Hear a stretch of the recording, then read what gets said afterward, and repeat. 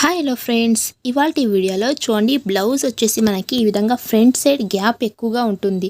ఉక్స్ పట్టీకి కాజా పట్టీకి వచ్చేసి మనకి చాలా ఈ విధంగా గ్యాప్ ఎక్కువగా ఉంటుంది. చూడండి ఇక్కడ మనం మీకు టేప్ ద్వారా కూడా చూపిస్తున్నాను. ఇలా మనకి గ్యాప్ ఎక్కువగా ఉండే బ్లౌజ్ని మనం కొలత బ్లౌజ్లో వచ్చినప్పుడు కూడా ఎలా దీనికి కొలతలు తీసుకుని బ్లౌజ్ని కటింగ్ చేసుకోవాలి, అలాగే ఈ బ్లౌజ్ గ్యాప్ ఎందుకు ఎక్కువగా వస్తుంది, ఇలాంటి బ్లౌజ్ వచ్చినప్పుడు కొలతలు ఎలా తీసుకోవాలి అని ఈ వీడియోలో అయితే చెప్తున్నానండి.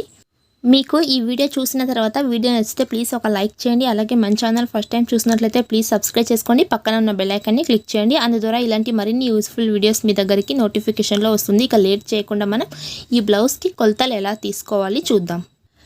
ఈ కస్టమర్ వచ్చేసి ఫస్ట్ టైం నా దగ్గర బ్లౌజ్ అనేది ఇవ్వడం జరిగిందండి. కొలత బ్లౌజ్ వచ్చేసి మనకి ఈ విధంగా గ్యాప్ ఎక్కువగా ఉంది. అలాగే నాకు ఇక్కడ చాలా ప్రాబ్లమ్స్ అయితే చెప్తున్నారు. చూడండి ఇలా మనకి ఉక్స్ పట్టి దగ్గర నుంచి కాజా పట్టి వరకు ఇలా గ్యాప్ అనేది బ్లౌజ్కి ఎక్కువగా వచ్చింది.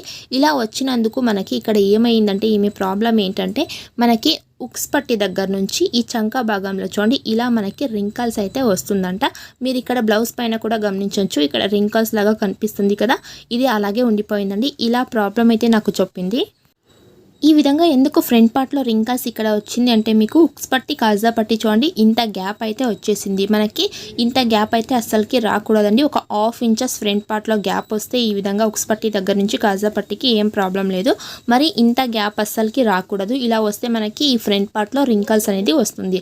అలాగే ఈమె బ్యాక్ పార్ట్లో కూడా రింకల్స్ గురించి చెప్తున్నారు. అది వచ్చేసి నేను నెక్స్ట్ వీడియోలో ఇదే బ్లౌజ్ని పెట్టుకుని నేను కటింగ్ మొత్తం కూడా చూపిస్తాను. ఇక్కడ వచ్చేసి ఇలా మనం గ్యాప్ వచ్చిన బ్లౌజ్ని కొలతలు ఎలా తీసుకోవాలి అనేది మాత్రమే చూపిస్తున్నాను. చూడండి ఇక్కడ కాజా పట్టి వచ్చేసి నేను మార్క్ పెడుతున్నాను కదా, ఇక్కడ వరకు కాజా పట్టి అనేది ఉంది.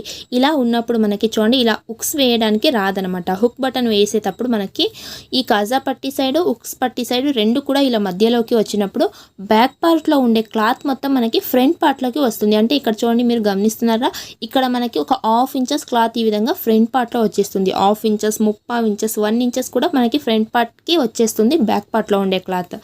ఈ విధంగా వచ్చినప్పుడు మనకి ఏమవుతుంది, ఈ ఫ్రంట్ పార్ట్లో వచ్చేసి మనకి రింకల్ ప్రాబ్లం వస్తుంది. అలాగే మనకి ఈ సైడ్ కుట్లు వేసుకున్నాం కదా, ఇక్కడ సైడ్ స్టిచ్చెస్ అయితే ఉంది కదా, ఇది వచ్చేసి మనకి కరెక్ట్గా సైడ్కి ఉండదు, ముందుకు వచ్చేస్తుంది. అంటే ఫ్రంట్ పార్ట్లోకి వచ్చేస్తుంది. స్టిచ్ కూడా మనకి అప్పుడు పర్ఫెక్ట్గా అక్కడ ఉండదు.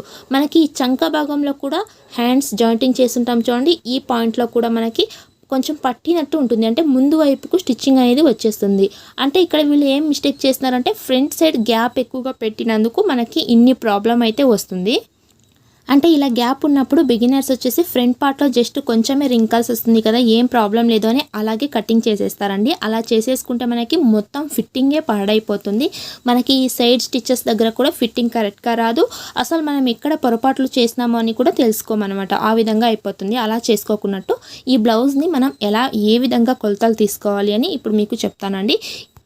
చూడండి ఈ బ్లౌజ్ వచ్చేసి నేను స్టిచ్ వేసిందండి. మనకి ఇక్కడ మధ్యలో చూస్తున్నారు కదా, మనకి గ్యాప్ అనేది లేదు. అంటే మనకి ఇక్కడ చెస్ట్ పాయింట్ దగ్గర కరెక్ట్గా ఈ విధంగా పెట్టుకున్నాము. కరెక్ట్ ఫోల్డింగే ఉంది, ఇక్కడ ఏం మిస్టేక్ చేయలేదు. మనకి ఇక్కడ ఫ్రంట్ పార్ట్లో మధ్యలో వచ్చేసి గ్యాప్ లేదు. ఈ బ్లౌజ్ మనకి ఎంత గ్యాప్ వచ్చింది కదా, ఈ బ్లౌజ్ వచ్చేసి మనకి అస్సలకి గ్యాప్ లేకున్నట్టు ఉంది.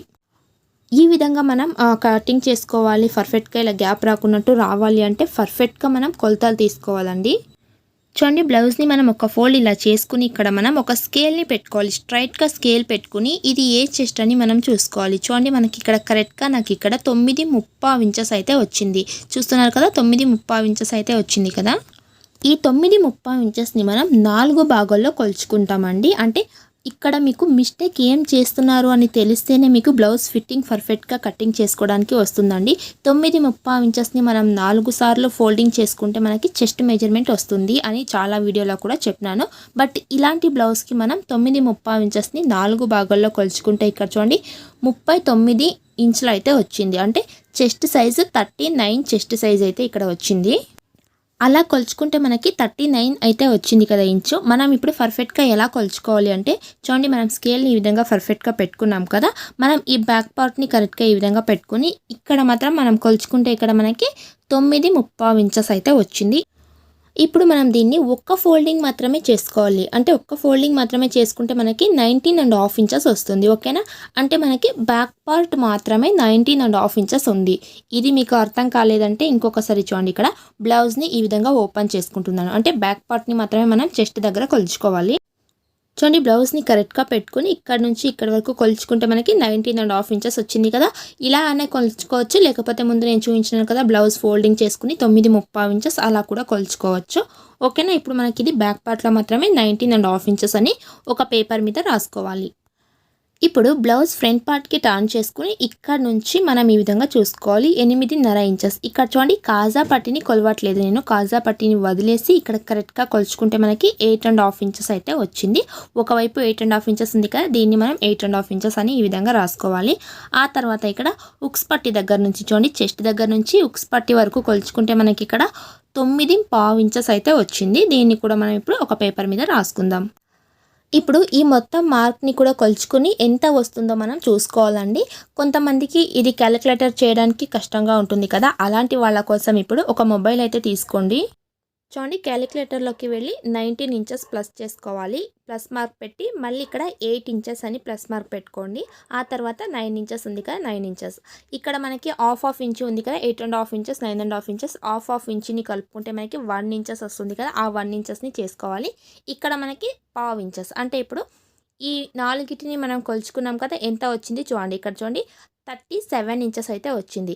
ఈ 37 ఇంచెస్కి మనం ఈ కింద 9.5 ఇంచెస్ ఉంది కదా, ఈ పావు ఇంచెస్ని మనం కొలుచుకుంటే 37 ఒక పావు ఇంచెస్ ఎక్స్ట్రా. ఓకేనా. ఈ పావు ఇంచెస్ని ఈ విధంగా రాసుకుంటే మనకి 37.5 ఇంచెస్ అయితే చెస్ట్ సైజు వచ్చింది. ఇలా మనం చెస్ట్ సైజ్ని కొలుచుకోవాలండి. చూడండి ఇక్కడ మనకి 37.5 ఇంచెస్ అయితే చెస్ట్ సైజ్ వచ్చింది, పర్ఫెక్ట్గా మనకి వచ్చింది. ముందుగా మనం కొలుచుకున్నది 39 ఇంచులు. మీరు 39 ఇంచులు అలా పెట్టేసుకుంటే అప్పుడు బ్లౌజ్ అనేది వాళ్ళకు లూజ్ అయిపోతుంది. 39 చెస్ట్ ప్రకారంగానే మీరు షోల్డర్ నెక్ విడ్త్ మొత్తం పెట్టినప్పుడు వాళ్ళకి షోల్డర్ డ్రాప్ అయ్యే ప్రాబ్లం కూడా ఉంటుంది.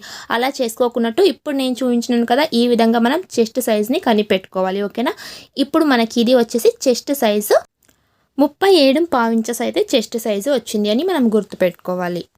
ఆ తర్వాత నడుము లూజ్ కూడా ఎలా కొలుచుకోవాలి అంటే చూడండి, ఈ స్టార్టింగ్ పాయింట్ దగ్గర నుంచి ఈ విధంగా కరెక్ట్గా మొత్తాన్ని కూడా కొలుచుకోవాలి. అలాగే ఇక్కడ చాలామంది ఏం మిస్టేక్ చేస్తారంటే ఈ కాజా పట్టిని కొలుచుకోరు. మనం కటింగ్ చేసుకునేటప్పుడు ఈ కాజా పట్టిని తప్పకుండా కొలుచుకోవాలండి. చూడండి మనకి ఇక్కడ 33.5 ఇంచెస్ అయితే ఉంది. ఈ కాజా పట్టిని ఫోల్డ్ చేస్తే ఇలా మనం కొలుచుకుంటే కనుక మనకి ఆ ఫ్రంట్ సైడ్ గ్యాప్ వస్తుంది స్టిచ్చింగ్ చేసిన తర్వాత. అందుకోసం మనం చూడండి ఈ కాజా పట్టిని కూడా కొలుచుకుంటే మనకి 34.5 ఇంచెస్ అయితే ఎక్స్ట్రాగా వచ్చింది. దీన్ని మనం నడుము లూజ్ అని పెట్టుకోవాలి.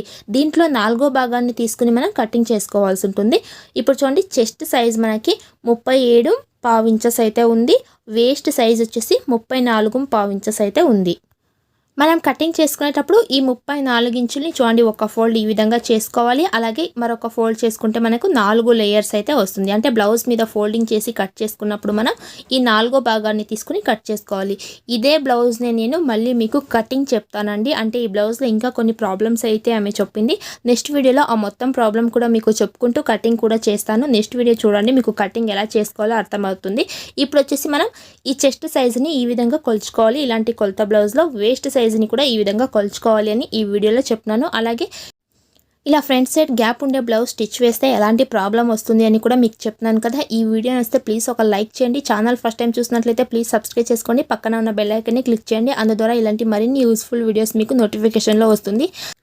నెక్స్ట్ వీడియోలో ఇదే బ్లౌజ్ కటింగ్ ఎలా చేసుకోవాలని మీకు క్లియర్గా ఎక్స్ప్లెయిన్ చేస్తానండి. వీడియో నచ్చితే ప్లీజ్ లైక్ చేయడం మర్చిపోవద్దు. Thank you for watching.